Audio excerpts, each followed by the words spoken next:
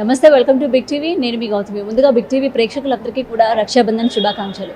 అయితే ఈ మధ్య కాలంలో మనం చూసుకుంటే రాఖీ అనేసరికి అన్న చెల్లికి ఎంత ఇచ్చాడు, లేకపోతే చెల్లి అన్న దగ్గర నుంచి ఎంత తీసుకుంది, ఈ లెక్కలు మాత్రమే మనం కౌంట్ చేసుకుంటూ ఉంటాం. కానీ అసలు నిజానికి రాఖీ పండుగ యొక్క అర్థం ఏంటి, అన్న చెల్లి పట్ల ఎలా ఉండాలి, లేకపోతే చెల్లి పట్ల తమ్ముడు కానీ ఎలా ఉండాలి, అసలు ఈ సోదర భావం ఏ విధంగా ఉండాలి అన్న విషయం చాలా మందికి తెలియదు. అలాంటి వాళ్ళకి తెలియాలని ఇవాళ నేనైతే ఒకరి దగ్గరికి వచ్చానమాట. నిజంగా అక్క తమ్ముడు అంటే ఇలా ఉంటారా? ఈ మధ్య మనం చూస్తున్నాం కదా, ఏదైనా సరే వాళ్ళ స్వంత లాభాల కోసం కనీసం కష్టంలో ఉన్నా కూడా అక్క మనకి ఏం అడుగుతుందో, లేకపోతే తమ్ముడి దగ్గరికి వెళ్తే వాడు మనకి డబ్బులు సాయం చేయాల్సి వస్తుందా అని చెప్పి దూరం పెట్టేస్తున్నారు అనమాట. అనుబంధాలకి ఈ మధ్య కాలంలోనే నిజంగా వాల్యూ లేదనే చెప్పాలి. కానీ ఇటువంటి వాళ్ళల్లోనే నిజంగా అసలు అనుబంధం అనేది ఉంది. అక్క తమ్ముడు యొక్క అనుబంధం ఈ విధంగా కూడా ఉంటుందా అని అయితే ఇవాళ మనకి వీళ్ళు నిదర్శనంగా నిలుస్తూ ఉన్నారు. అండ్ ప్రజెంట్ నా దగ్గర ఉన్నారు కదా, వీళ్ళిద్దరు కూడా అక్క తమ్ముడు అనమాట. సరోజిని అలాగే వెంకటేశ్వర్లు గారు.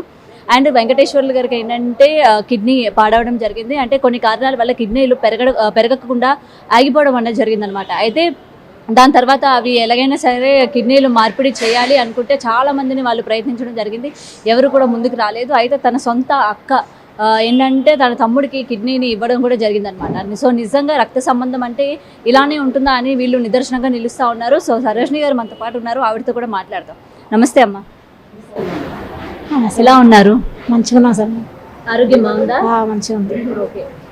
నిజంగా ఇవాళ విలువలకి, అసలు మానవ సంబంధాలకి విలువలు లేని టైం అనమాట. ఒక అక్కకి, మీరు అక్క ఉండి తమ్ముడికి అసలు కిడ్నీ ఇవ్వాలి అని మీకు ఆలోచన ఎలా వచ్చింది, ఏంటి?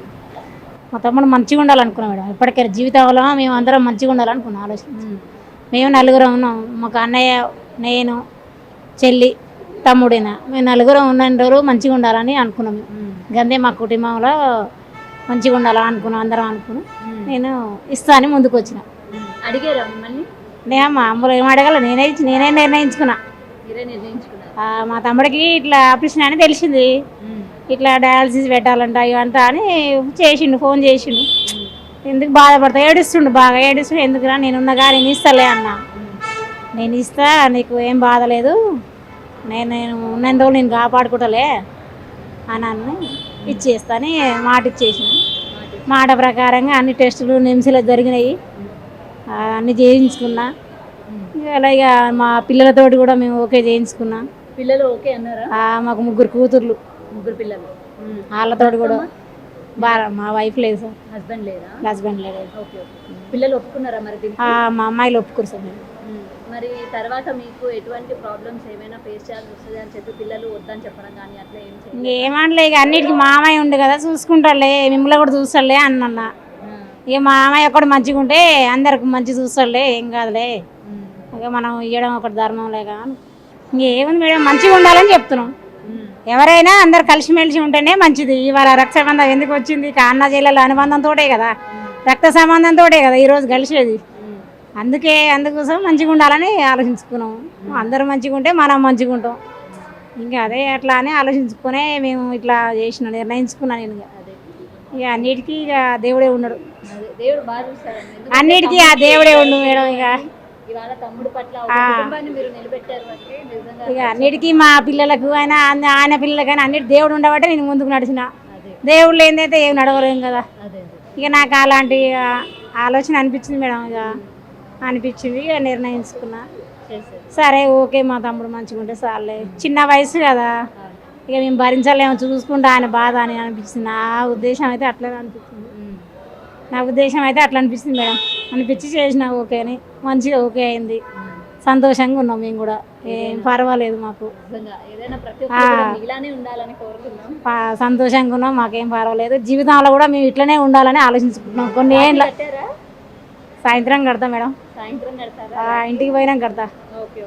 ఇంటికి పోయినాక హాస్పిటల్ నుంచి తీసుకొని పోయి కడతా. వాళ్ళ అక్కతో మాట్లాడాం కదా, వెంకటేశ్వర్లు గారితో కూడా మాట్లాడదాం. మీ ఆరోగ్యం ఎలా ఉందండి? బాగుందండి. నాకు 2023 నవంబర్లో తెలిసింది. అది బీపీ వల్ల వచ్చిందన్నారు డాక్టరు. సో తెలిసిన వెంబటే డయాలసిస్ చేయాలని చెప్పారు. డయాలసిస్ ప్రక్రియ స్టార్ట్ అయింది. అంతలో మా సిస్టర్స్కి ఫోన్ చేసి ఏడవడం, కంటిన్యూస్ ఏడవడం, వాళ్ళు తట్టుకోలేకపోవడం. సో మా అక్క, నేను అడగలే కిడ్నీ ఇవ్వమని, నేను అడగలే యాక్చువల్గా. బట్ ఆమె తనంతట తాను స్పాంటేనియస్గా ఒప్పుకున్నది. నేను నీకున్నాను, నేను ఆదుకుంటాను ఖచ్చితంగా అని ఆమె భరోసా ఇచ్చింది నాకు. అప్పుడు జీవితం మీద ఆశలు వచ్చినాయి నాకు. అంటే నా లైఫ్ లాంగ్ ఇలానే ఉండాలా అని అనిపించింది నాకు డయాలసిస్లో. బట్ మా అక్క ధైర్యంతో నాకు ముందుకెళ్ళాను. ఒక 8 months మా భార్య సహకారంతో డయాలసిస్ చేశాము.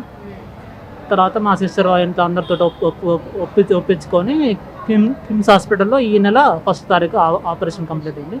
ఇప్పుడు మంచిగానే ఉన్నాం. మా అక్క నాకు ఒక జన్మనిచ్చింది అనుకోవాలి. ఈ వయసులో కూడా మాకు 50 years ఉంటాయి. 50 yearsలో కూడా ఫిట్గా ఉండి ఇంకొకరికి జన్మనిచ్చిందంటే అది ఇదొక నిజంగా అదృష్టంగా భావిస్తాను. యా, ఇప్పుడు మా అమ్మ లేని లోటు ఆమె నాకు తీర్చిందని నేను అనుకుంటున్నా. ఫ్యూచర్లో కూడా ఆమెను మంచిగా చూసుకుంటాం లేదని. మరి వాళ్ళ రాఖీ పండుగ కదా, ఏమి ఇస్తున్నారు మీ అక్కకి?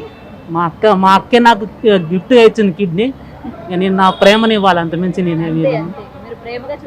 ప్రేమగా చూసుకోవాలని. అంతే లైఫ్ లాంగ్ వాళ్ళని ప్రేమగా చూసుకోవాలని నేను అనుకుంటున్నాను. అంటే ప్రజెంట్ సిచ్యువేషన్ ఎలా ఉందంటే ఏదైనా ప్రాబ్లం వస్తే దానికి అనుకూలంగా ఎవరు స్పందించట్లేరు. దానికి పైన మళ్ళీ మాటలు అనడం కానీ అట్లయింది ఇట్లయింది అనడం కానీ దానికి ఏదో సొల్యూషన్ ఆలోచించట్లేదు. రియల్గా హెల్ప్ చేస్తానే ముందుకు రావట్లేరు ఎవరు కూడా. ఈ రోజుల్లో అలా ఉండకూడదు. అట్లీస్ట్ నీకు చేతనైతే సహాయం చెయ్యి, లేకుంటే కామ్గా ఉండండి. అంతేగాని వాళ్ళని లేనిపోని మాటలని అదని ఇదని అవన్నీ అనకూడదని నేను అనుకుంటున్నాను. నీకు చేతనైతే సహాయం చెయ్యి. నీ వంతుగా ఏం సహాయం చేయదలుచుకుంటున్నావు ఆ సహాయం చేసేసేయి. వాళ్ళు అడగకుండా ముందే చేసేయి. అది నేను చెప్పదలుచుకున్నాను.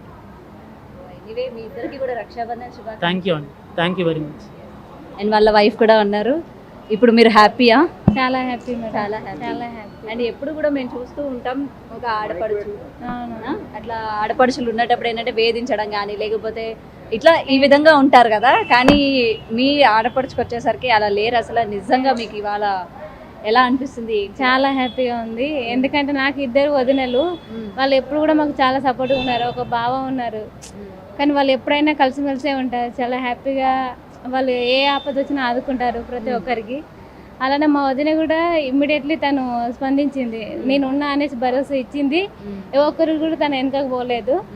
అలానే తన మాట నేర్చుకుంది. చాలా హ్యాపీగా ఉంది. అదే నిజంగా కూడా జీవితాంతం రుణపడి ఉంటాను తనకు. ఖచ్చితంగా తనని తన పిల్లల్ని బాగా చూసుకుంటాము. మాకు కావాల్సింది తను ముందుకొచ్చి ఇవ్వడమే చాలా గ్రేట్. అది అలా చాలా సంతోషంగా ఉంది.